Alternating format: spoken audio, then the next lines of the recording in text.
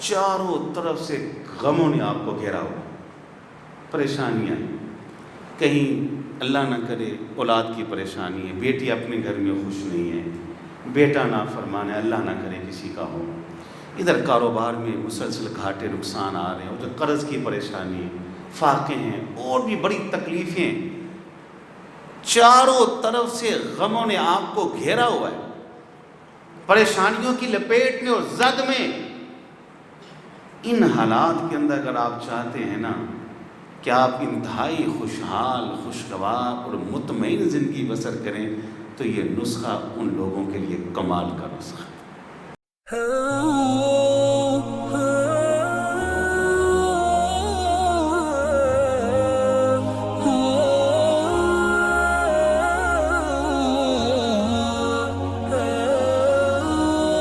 ان الحمد للہ نحمده ونستعینه ونستغفره ونعوذ باللہ من شرور انفسنا ومن سیئات اعمالنا، من يهده الله فلا مضل له ومن يضلله فلا هادي له، واشهد ان لا اله الا الله وحده لا شريك له، واشهد ان محمدا عبده ورسوله صلی اللہ علیہ وسلم۔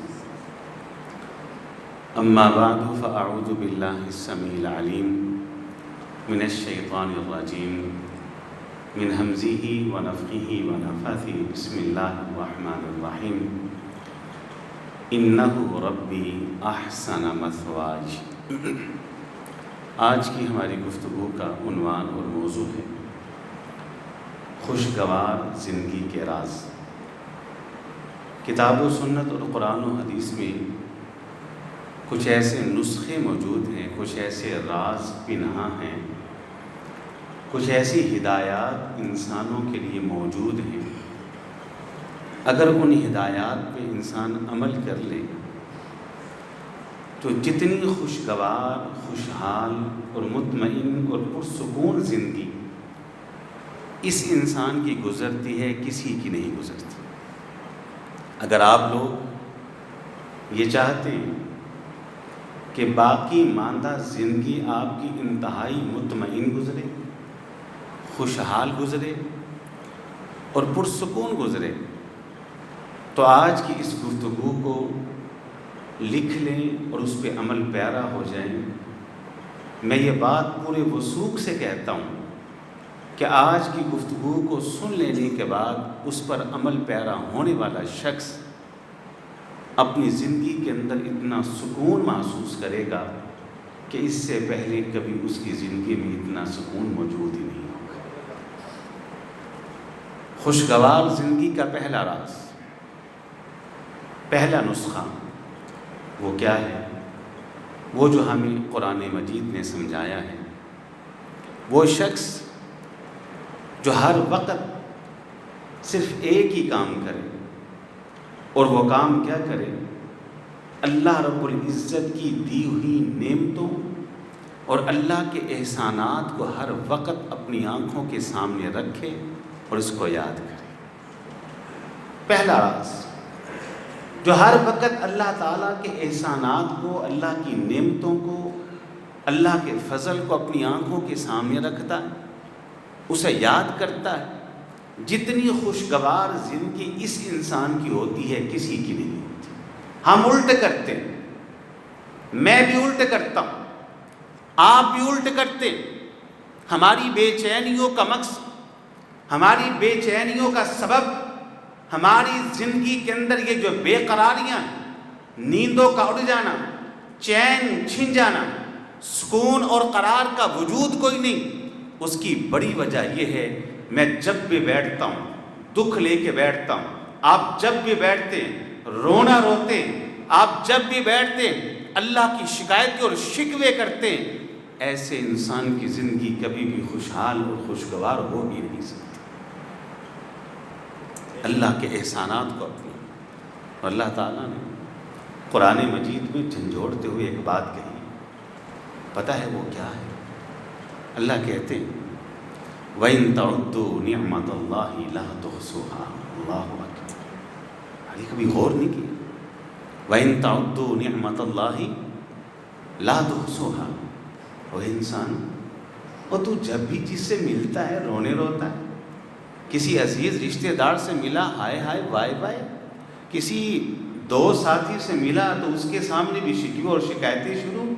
جب بھی بیٹھتا ہے دکھ لے کے بیٹھتا ہے. یہ تو گنے چنے تیرے دکھ ہیں، 2 4 ہیں، 5 6 ہیں. وَإِن تَعُدُّوا نِعْمَةَ اللَّهِ لَا تُحْصُوهَا. اپنی زندگی میں ایک دن ایسا بھی بتا اور گزار کہ تنہائی میں آ اور بچپن سے لے کر اب تلک تو نے جتنی میری نعمتیں استعمال کی کیلکولیٹر کو سامنے رکھ، ان کو گننا شروع کر دے. وَإِن تَعُدُّوا نِعْمَةَ اللَّهِ لَا تُحْصُوهَا. بڑے سے بڑے کیلکولیٹر کے فگر ختم ہو جائیں گی، میری نعمتیں کبھی ختم نہیں ہوں گی. میری نعمتیں کبھی ختم نہیں ہوں گی. بڑے احسانات ہیں اللہ کے ایک انسان کو گن نہیں سکتے. اس دنیا کے اندر ایک انسان پر سب سے زیادہ احسان اگر ہوتے ہیں تو کس کے ہوتے ہیں؟ اللہ کے ساتھ. یہ رویہ آج یہ اپنا، یہ بہت بڑا نسخہ ہے اللہ کی قسم، بہت بڑا نسخہ. جب بیٹھے الحمدللہ، کوئی میرے الحمدللہ الحمدللہ الحمدللہ. کبھی زندگی کے اندر اس نسخے پہ عمل کر کے دیکھیں. جب کسی سے ملے نا فوراً کہیں کہ یار اللہ کا بڑا شکر ہے، میرے گھر باہر تو اپنا گھر ہے، لاکھوں دنیا کرائے کے اوپر ہے، اللہ کا کتنا بڑا احسان ہے، چھوٹا صحیح گھر تو میرا اپنا ہے. کبھی بیٹھے اللہ تعالیٰ کی نعمتوں کا ذکر کریں اور یاد کریں، اللہ کے احسانات کو اپنی آنکھوں کے سامنے رکھیں. دیکھیں آپ کی زندگی میں کیسا ہے. یہاں ایک اور بات میں سمجھا دوں کہ جو انسان ہر وقت اللہ کے احسانات کو اپنی آنکھوں کے سامنے رکھتا ہے نا، زندگی تو اس کی خوشحال اور خوشگوار گزرتی ہے، مطمئن رہتا ہے. لیکن ایک بڑا فائدہ پتہ اسے کیا ہوتا ہے؟ بہت بڑا فائدہ. دوسرا بہت بڑا فائدہ یہ ہے، جو اللہ کی نعمتوں کو، اللہ کے احسانات کو اپنی آنکھوں کے سامنے رکھتا ہے، یہ انسان کبھی بھی گناہ نہیں کرتا، گناہ نہیں کرتا. کیوں؟ انسان کی فطرت میں شامل ہے کہ جو جس کو اپنا محسن سمجھتا ہے نا، جس کو اپنا محسن سمجھتا ہے کہ واقعی اس نے میرے پہ احسان کیا ہے، وہ کبھی بھی اس کی مخالفت نہیں کرے گا، اس کے احسان کے لاج رکھے. قرآن مجید کے اندر موجود ہے، آپ کو علم ہے. نحن نقص علیک احسن القصص. اللہ کہتے ہیں قصے بڑے ہیں لیکن سب سے پیارا قصہ کس کا ہے؟ یوسف کا علیہ السلام. عزیز مصر کی بیوی نے حضرت یوسف علیہ السلام کو دعوت گناہ دی تھی، تو حضرت یوسف علیہ السلام نے کیا جواب دیا تھا اس کو کہ میں گناہ نہیں کروں گا؟ پتہ ہے آپ کو کیا کہا تھا؟ نہیں، وہ معاذ اللہ تو بعد میں کہا نا. پہلے جو بات کہی نا کہ یہ گناہ میں نہیں کر سکتا، وہ اللہ کا احسان اس کے سامنے رکھا. پتہ ہے کیا کہا؟ اس نے کہا بی بی یہ ارتکاب زنا نہیں ہو سکتا، یہ جرم، یہ پاپ نہیں ہو سکتا. کیوں نہیں ہو سکتا؟ کہا انہو ربی احسن مثواي، انہو ربی احسن مثواي. میں وہ ہوں کہ میرے بھائیوں نے مجھے کنویں کی تاریکی کے اندر پھینکا، اور جس رب نے مجھے موت کے منہ سے نکال کر، کنویں کی تاریکی سے نکال کر، کال کوٹری سے نکال کر، اندھیروں سے نکال کر رہنے کے لیے محل جیسی نعمت عطا کی، میں اس رب کی نافرمانی نہیں کر سکتا. انہو ربی احسن. بھائی تو پھینک گئے تھے کنویں کی تاریکی میں، موت کے منہ میں پھینک گئے تھے. کس کی حکمتوں نے، کس کی تدبیروں نے مجھے موت کے منہ سے نکالا؟ اندھیروں سے مجھے کس نے بچایا؟ کنویں سے مجھے کس نے نکالا؟ انہو ربی احسن مثواي. اتنا بڑا احسان کہ اللہ نے مجھے عام جگہ نہیں دی، رہنے کے لیے محل دے دیا، محل دے دیا. انہو ربی احسن مثواي. اب میں یوسف اس رب کی نافرمانی کرتا اچھا نہیں لگتا، مجھے زیب نہیں دیتا کہ اب اس رب کی نافرمانی کروں. پہلا نسخہ، پہلا راز، مزاج بدل دیں. آج سے کیا کریں؟ مزاج پر شکوہ نہ کیا کریں، شکایت نہ کریں، دکھ رونے نہ روئیں، جب بیٹھیں اللہ کی نعمتوں کو یاد کریں، اللہ کے احسانات کو یاد کریں، اللہ کی رحمت اور اللہ کے فضل اور عنایات کو یاد کریں، دیکھیے کیسے آپ کی زندگی خوشحال ہو جاتی ہے اور خوشگوار ہو جاتی ہے۔ پہلا نسخہ، بات سمجھ میں آ گئی؟ دوسرا راز، دوسرا نسخہ وہ اس سے بھی کمال کا ہے، وہ تو کیا ہی بات ہے۔ دوسرا نسخہ وہ کیا ہے؟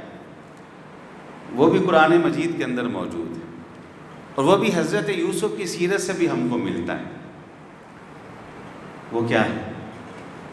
حضرت یوسف علیہ السلام مصر کے تخت پہ تشریف فرما ہے، ایک بادشاہ کی حیثیت سے، ایک حاکم کی حیثیت سے، عزیز مصر کی حیثیت سے۔ بھائی آتے ہیں بھکاری بن کے، منگتے بن کے، فقیر بن کے، محتاج بن کے، سائل بن کے، ضرورت مند داخل ہو۔ بات مختصر،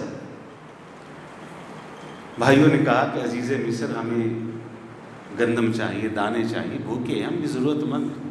حضرت یوسف نے پہچانا، حضرت یوسف نے کہا میرے سامنے بھکاری بن کے کھڑے ہونے والوں، فقیر بن کے کھڑے ہونے والوں، منگتے بن کے کھڑے ہونے والوں، سائل بن کے کھڑے ہونے والوں، محتاج بن کے کھڑے ہونے والوں، میں تمہیں کچھ بعد میں دوں گا، پہلے یہ بتاؤ کہ آج سے برسوں پہلے تم نے معصوم سے یوسف کے ساتھ کیا سلوک کیا تھا۔ ان کے پاؤں تلے سے زمین ہی نکل گئی۔ قالوا اینک لانت یوسف، لگے ہو لگتا ہے تو یوسف ہی ہے۔ یہ بات سوائے یوسف کے کوئی دوسرا کر تو نہیں سکتا، تو یوسف ہی محسوس ہوتا۔ بھائیوں نے کہا چلے ساری باتیں بعد میں ہوں گی، یوسف ہم نے پہلے یہ بتا کہ تو یہاں تک پہنچا کیسے؟ کہاں وہ کم سنی اور بچپن، کہاں وہ کنویں کی تاریکی، کہاں وہ اندھیرے، کہاں وہ کھوٹے سکوں کے عوض فروخت کر دینا، کہاں وہ غلامیاں، کہاں یہ بادشاہت، یہ تخت و تاج، یہ سرفرازیاں، یہ سربلندیاں، کہاں یہ عزت، یہ شرف، یہ مقام اور یہ مرتبہ، یہ حکومت، بتا تو یہاں تک کیسے پہنچا؟ ہمیں اس عزت و سرفرازی کا راز بتا اللہ، اس تخت و تاج کا راز بتا، اس سربلندی کا راز بتا، اس حکومت و بادشاہت کا راز بتا۔ اللہ اکبر۔ تو حضرت یوسف علیہ السلام نے جو راز بتایا، وہ راز آج بھی قرآن مجید کی آیت بن کر قرآن میں چمک رہا ہے، آج بھی چمک رہا ہے۔ حضرت یوسف علیہ السلام نے کہا پوچھتے ہو اس تخت و تاج کا، اس سرفرازی اور سربلندی کا، اس حکومت و بادشاہت کا، اس عزت و عظمت کا، اس شرف و عزت کا راز کیا ہے؟ تو سنو، انہ من یتقی ویصبر۔ بڑا باریک نقطہ، بڑا باریک نقطہ، انہ من یتقی ویصبر فإن اللہ لا یضیع اجر المحسنین۔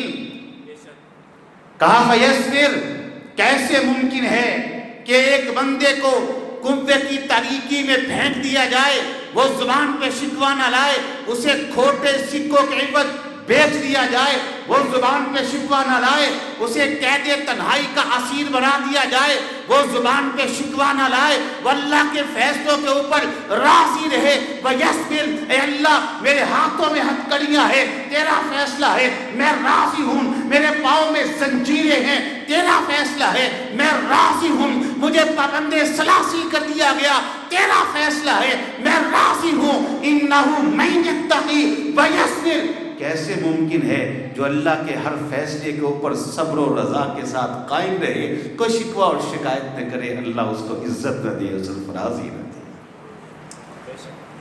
اسے کہتے ہیں رضا بالقضاء، رضا بالقضاء کا مطلب یہ ہوتا ہے اللہ کے ہر فیصلے پہ راضی ہے۔ حضرت یوسف نے نسخہ سنا ہے، انہ من یتقی ویصبر فإن اللہ لا یضیع اجر المحسنین۔ کبھی زبان پہ یوسف کے شکوہ آئے ہی نہیں، فیصلہ تو اللہ کا ہے نا، اگر یوسف کو بیچ دیا گیا، فیصلہ تو اللہ کا تھا، اللہ کے فیصلے پہ بک گیا، الحمدللہ۔ اگر عزیز مصر کی بیوی نے دعوت گناہ دی، اپنے دامن کو اللہ کے حکم سے بچا نکلا، داغ لگا، اللہ کا فیصلہ تھا، الحمدللہ۔ سالوں جیل خانے کے اندر قیدی کی حیثیت سے قید رہا، الحمدللہ۔ وَيَصْبِرْ رَضَا بِالْقَضَاء، یہ دوسرا راز اور نسخہ ہے اللہ کے فیصلوں کے اوپر راضی رہنا۔ یہ وہ نسخہ ہے، اللہ کی قسم کاش ہم اس بات کو سمجھ لیں، ہماری زندگی میں دکھ پریشانی کا وجود ہی ختم ہو جائے، وجود ہی ختم ہو جائے۔ یا یوں سمجھیے کہ آپ ایک ذکر تو پڑھتے ہیں، سنتے ہیں، میں بھی کرتا ہوں، اللہ قبول کرے، سبحان اللہ، جی سبحان اللہ کرتے ہیں نا ذکر اس کا، سبحان اللہ بہت عظیم وظیفہ ہے، بڑے راز اس کے اندر پوشیدہ ہیں۔ چلے مجھے بتائیں سبحان اللہ کا معنی کیا ہے؟ اللہ پاک ہے۔ کیا مطلب پاک ہے؟ ہر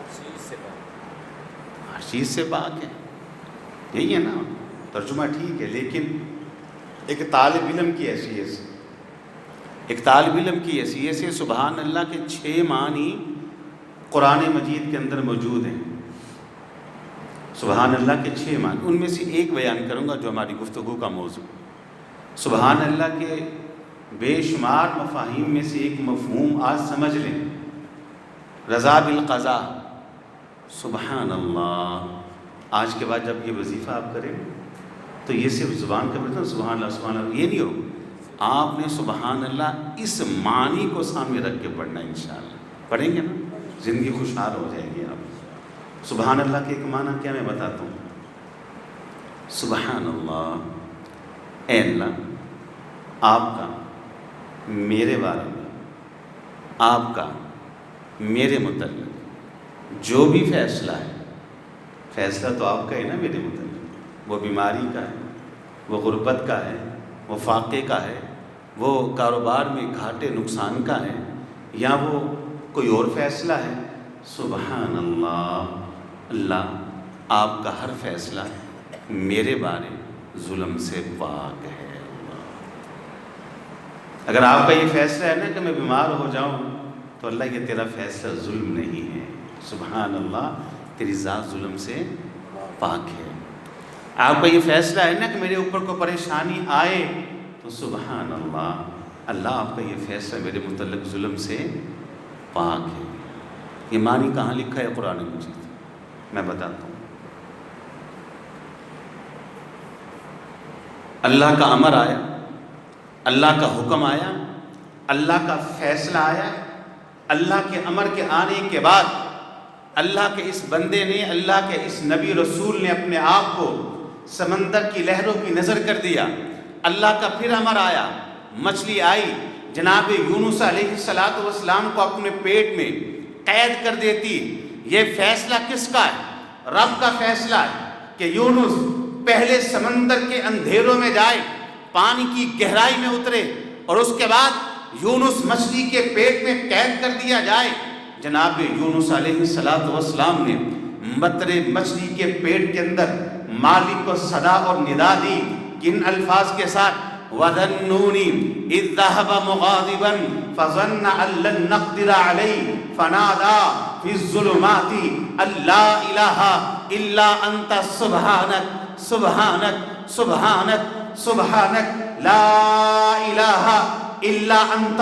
اے مالک، تیرا بندہ یونس مچھلی کے پیٹ کے اندر ندائے توحید لگاتا ہے، لا الہ الا انت، تیرے علاوہ کوئی عبادت کے لائق نہیں، سبحانک، تیرا یہ فیصلہ کہ یونس کو سمندر کی گہرائی کے اندر گرا دیا جائے، تیرا یہ فیصلہ کہ یونس کو مچھلی کے پیٹ کے اندر قید کر دیا جائے، سبحانک، تیرا یہ فیصلہ ظلم سے پاک ہے، سبحانک، تو ظلم سے پاک ہے۔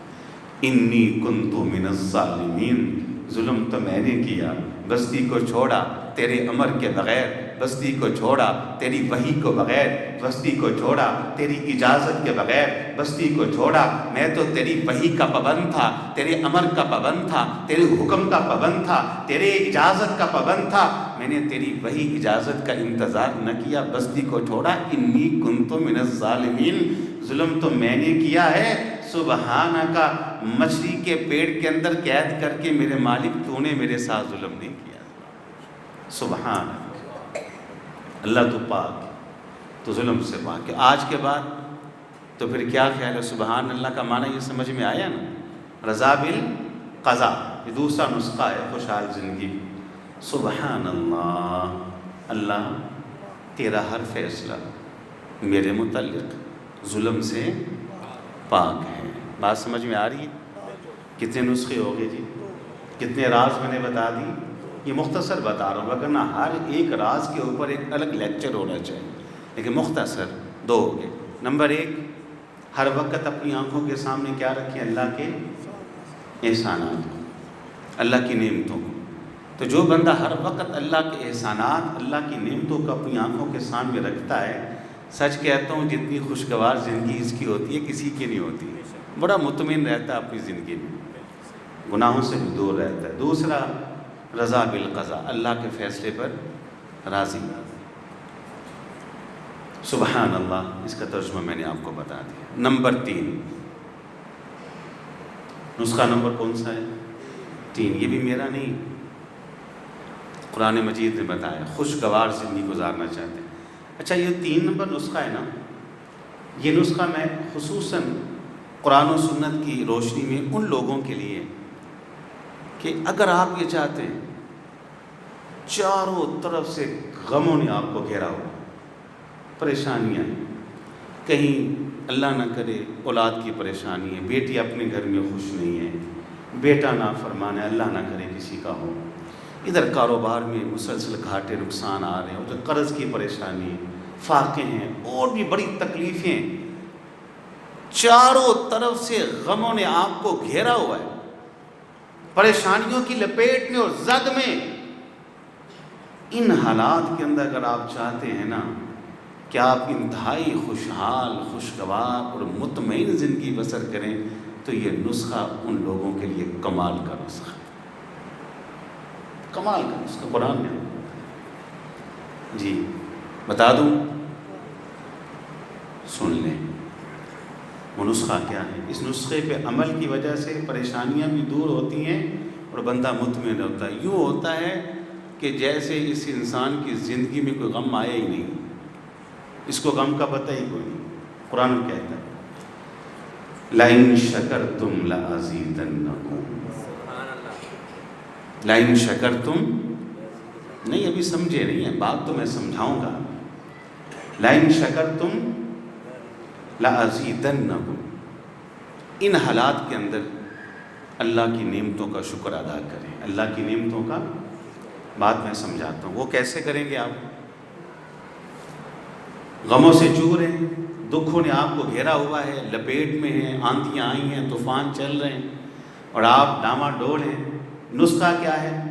نسخہ یہ ہے کہ آپ ہاتھ اٹھا لیں تو بھی ٹھیک، جھولی پھیلا لیں تو بھی ٹھیک، وضو کر کے 2 رکعت نماز پڑھ لیں تو کیا ہی کہنے، چلے کچھ نہ کریں، محض وضو کر کے سجدہ کر لیں، محض سجدہ کر لیں، سجدہ کر لیں، چلیں سجدہ کر لیں، اپنی بیماری کو سائڈ پہ کر دیں، کاروبار کے گھاٹے نقصان کو ایک طرف کر دیں، بیٹی کی پریشانیاں اور اس کے دکھ کو سائڈ پہ کر دیں، لوگوں کے تانے مینے سائڈ پہ کر دیں، اور کہیں اللہ میں تیرا بندہ تیری بارگاہ میں سجدہ کر رہا ہوں تیری نعمتوں کا شکر ادا کرنے کے لیے، اور بارگاہ میں آئیں۔ لَإِن شَكَرْتُمْ لَأَزِيدَنَّكُمْ کے اوپر عمل یوں کریں کہ اے مالک میں تیری نعمتوں کا شکر ادا کرنے آیا ہوں، اور کہیں اے مالک آپ نے مجھ کو دیکھنے کے لیے 2 نگاہیں دی، بڑی دنیا اندھی ہے، آپ چاہتے تو مجھ کو اندھا پیدا کر سکتے تھے، نہیں کیا، میں اس نعمت پر آپ کا شکر ادا کرتا ہوں۔ ساتھ یہ بھی کہے اے مالک ساری زندگی میں نے ان نگاہوں سے آپ کی نافرمانی کی، آپ نے مجھ سے دیکھنے کی صلاحیت کو چھینا نہیں، میں آپ کا شکر ادا کرتا ہوں۔ اے مالک آپ نے مجھ کو سننے کے لیے 2 کان دیے، بڑی دنیا بولی ہے، آپ نے مجھ کو بولا پیدا نہیں کیا۔ اے اللہ، میں نے ساری زندگی ان کانوں سے آپ کی نافرمانی کی، آپ نے سننے کی طاقت کو مجھ سے چھینا نہیں۔ اے مالک، آپ نے مجھ کو چلنے کے لیے پاؤں دیے، بڑی دنیا لنگڑی ہے، آپ چاہتے لنگڑا پیدا کر سکتے تھے، نہیں کیا۔ میں مالک اس نعمت پر آپ کا احسان، آپ کا شکر ادا کرتا ہوں۔ آپ نے مجھ کو وجود دیا، ہسپتال کے اندر بڑی دنیا بیمار ہے، کوئی آنکھ کا مریض ہے، کوئی کان کا مریض ہے، کوئی گلے کا مریض ہے، کوئی دماغ کا مریض ہے، کوئی دل کا مریض ہے، کوئی جگر کا مریض ہے، کوئی گردے کا مریض ہے، کوئی معدے کا مریض ہے، کوئی ہڈیوں کا مریض ہے، کوئی جلد کا مریض ہے، کوئی کینسر کا مریض ہے، کوئی ٹی بی کا مریض ہے، نام لے۔ اے اللہ، تو نے میرے وجود کو بیماریوں میں سے بچایا، میں اس نعمت پر تیرا شکر ادا کرتا ہوں۔ اور کوئی گھنٹہ ایسا سجدہ کر کے تو دیکھ، میں پورے وثوق سے کہتا ہوں، پورے دعوے سے کرتا ہوں، تو ایک گھنٹہ یہ سجدہ کر تو سر سجدے سے اٹھائے گا، سارے کے سارے غم تیرے جسم سے خود بخود اتر جائیں گے، ہلکا پھلکا ہو جائے گا۔ یہ ثابت ہے۔ میں رمضان میں یہ عمرے پہ تھا تو اکثر آنا جانا لگا رہتا ہے، مشائخ مدینہ سے ملاقات رہتی ہے، ان کی مجلسوں میں حاضری ہوتی ہے، علماء سے بھی ملاقاتیں اللہ کروا دیتے ہیں۔ وہاں میں مسجد نبوی کے لائبریری میں بیٹھا تھا، وہاں کچھ مشائخ سے ملاقات ہوئی تو انہوں نے تحقیق کے بعد یہ بات بتائی کہ تحقیق سے یہ بات ثابت ہوتی ہے کہ نبی علیہ الصلوۃ والسلام کا ایک سجدہ، سجدہ شکر، ایک سجدے کا جو دورانیہ ہے آج کے دور کے حساب سے گھنٹہ بھی ہے، 1.5 گھنٹہ بھی ہے، 1.25 گھنٹے بھی ہے۔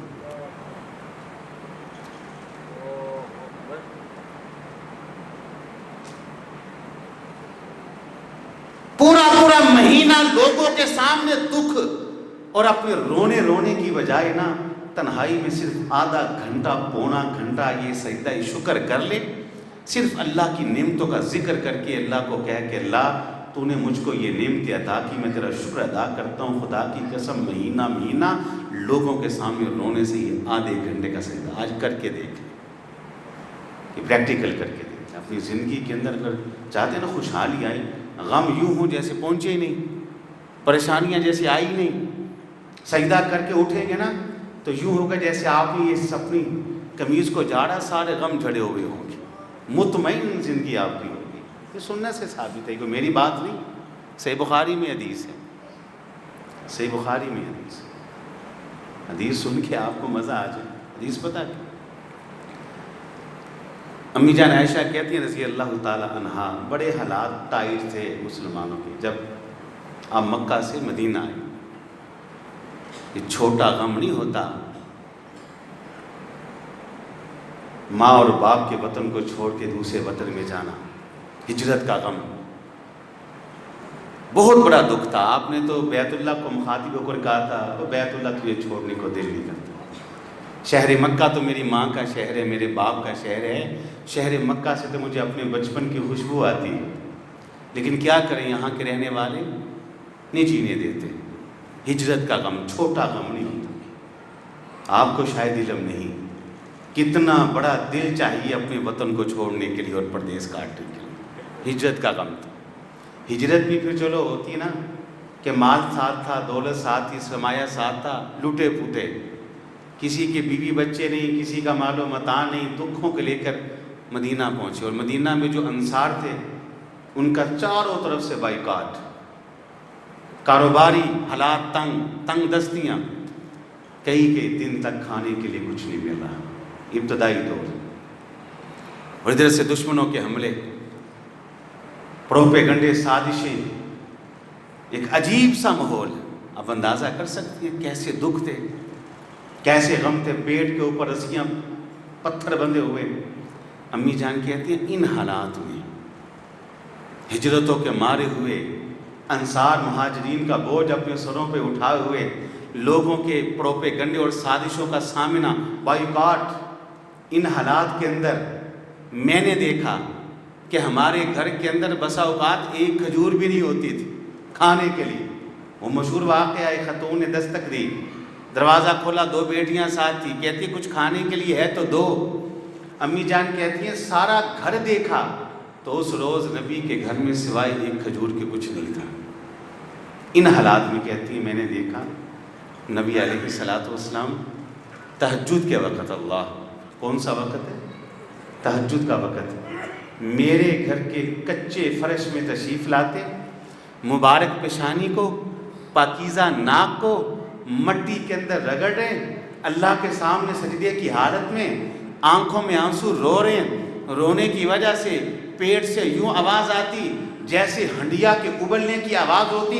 تو کیا خیال ہے، مالک کے سامنے دکھ اور غم بیان کر رہے تھے، اللہ کے سامنے اپنی بھوک اور پیاس کو رکھ رہے تھے، ہجرتوں کے دکھ رکھ رہے تھے؟ نہیں، کہتی ہیں میں نے کان لگا کے غور سے سنا تو آپ کہہ رہے تھے اے مالک، میں محمد علیہ الصلوۃ والسلام رات کے اندھیرے تاریکی میں جب آپ آسمان دنیا پر تشریف فرما ہوتی ہیں اپنی شان کے مطابق جیسے آپ کو شایع ہے، اے مالک میں اپنے سر کو، اپنی ناک کو آپ کے سامنے رگڑتے ہوئے، روتے ہوئے آپ کی ان تمام نعمتوں کا شکر ادا کرتا ہوں جو آپ نے مجھ کو عطا کی۔ سچ یہ ہے کہ میں آپ کی دی نعمتوں کا شکر ادا کر ہی نہیں سکتا۔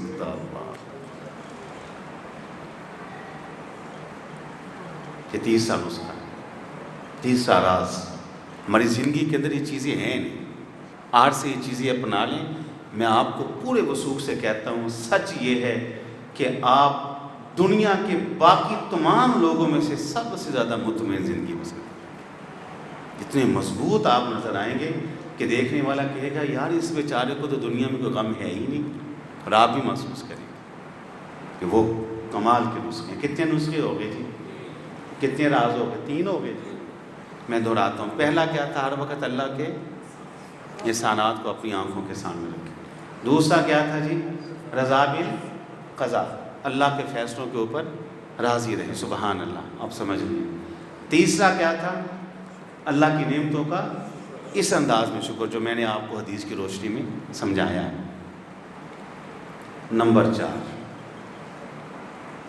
اچھا یہ جو چوتھا نسخہ میں بیان کرنے لگا ہوں، چوتھا راز خوشحال زندگی کا، میرا اپنا یہ دعویٰ ہے، میری اپنی ایک ذاتی رائے ہے، یہ چوتھا نسخہ ایسا ہے کہ اس دنیا کے اندر، اس دنیا کی زندگی کے اندر ایک انسان کو چٹان سے زیادہ طاقتور، پہاڑ سے زیادہ مضبوط، بلکہ میں یہ کہوں کہ اس دنیا کے اندر ایک انسان کو توانا، طاقتور، مضبوط اور قوی بنانے کے لیے کوئی پہاڑ اتنا مضبوط نہیں، کوئی چٹان اتنی توانا نہیں، دنیا کے اندر کوئی سہارا انسان کو اتنا طاقتور نہیں کر سکتا جتنا طاقتور یہ چوتھا نسخہ انسان کو کر دے گا۔ اتنا طاقتور انسان کو کر دیتا ہے چوتھا نسخہ کہ اگر غموں کا طوفان بھی آ جائے نا، آندھی بھی آ جائے، پہاڑ اس کو کہتے ہیں، غموں کے پہاڑ بھی ٹوٹ پڑے، اللہ کی قسم اس انسان کے چوتھے نسخے پہ جو عمل کرے گا، اس انسان کی زندگی ایسے ہے جیسے کوئی مکھی آئی، اس کے ناک پہ بیٹھی، اس نے اس مکھی کو اپنے ہاتھ سے اڑا دیا، بس یہ اس کی حیثیت ہوگی۔ چوتھا نسخہ اتنا، یہ چوتھا نسخہ پچھلے 3 نسخوں سے بھی زیادہ زبردست ہے۔ میں آپ کو نصیحت کروں گا اس چوتھے نسخے پہ آج یہ عمل شروع کریں، اور آپ کو نصیحت کرتا ہوں کہ اپنے بیٹوں کو اس پہ عمل کروائیں اور ان کو نصیحت کر کے مریں کہ بیٹا اس پہ عمل بھی کرنا ہے اور اپنی نسلوں کو یہ نسخہ سمجھانا ہے۔ جو بندہ اس نسخے پہ عمل کرتا ہے اس دنیا کے اندر اس سے طاقتور انسان ہی کوئی نہیں ہوتا، اس سے مضبوط انسان کوئی نہیں ہوتا، اس سے توانا انسان، بلکہ یوں کہہ لیجئے کہ جو اس چوتھے نسخے پہ عمل کرتا ہے اس دنیا کے اندر اس شخص سے زیادہ خوشگوار اور خوشحال زندگی کسی کی ہوتی نہیں ہے۔ جی بتا دوں چوتھا نسخہ جی، لیکن بتا تو دیتا ہوں، لیکن وعدہ کریں عمل بھی کریں گے انشاءاللہ، کریں گے نا عمل۔ چوتھا نسخہ جو ایک انسان کو پہاڑ سے زیادہ طاقتور، چٹان سے زیادہ مضبوط، قوی، توانا بناتا ہے، وہ کیا ہے؟ وہ ہے نبی علیہ الصلاۃ والسلام کی سیرت کا مطالعہ، اللہ کے رسول کی سیرت کا مطالعہ ہم نہیں کرتے۔ یہ میری اپنی ذاتی رائے ہے، اللہ کی قسم جو بندہ نبی علیہ الصلاۃ والسلام کی سیرت کا زیادہ سے زیادہ مطالعہ کرتا ہے نا، جتنا مضبوط اس دنیا کے اندر وہ انسان ہے کوئی بھی نہیں ہوتا۔ اسے پتہ ہی نہیں ہوتا غم کس کو کہتے ہیں، اسے پتہ ہی نہیں ہوتا دکھ نام کی چیز بھی دنیا کے اندر کوئی موجود ہے۔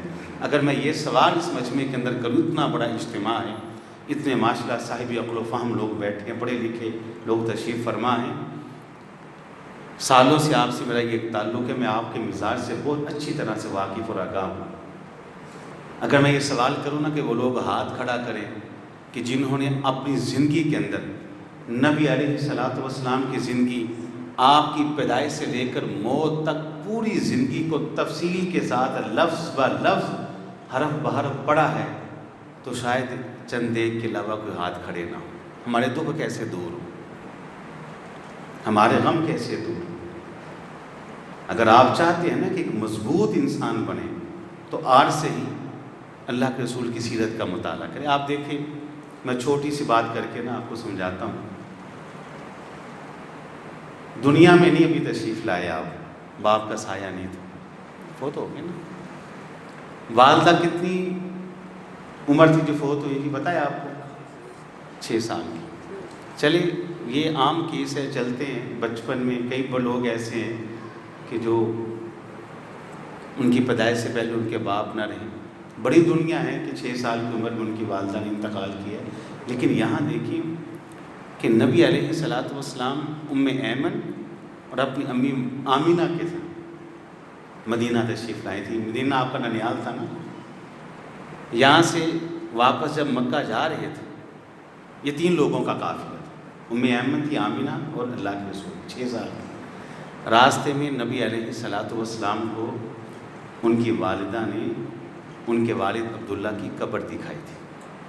یہ آپ کے بابا کی قبر ہے، بابا کی قبر ہے، دیکھیے کیا دکھ ہوگا اس بچے کا 6 سال کی عمر۔ چلے یہ چلتا ہے، دنیا میں بڑے بچے ہیں جنہوں نے اس عمر میں باپ کی قبر دیکھی۔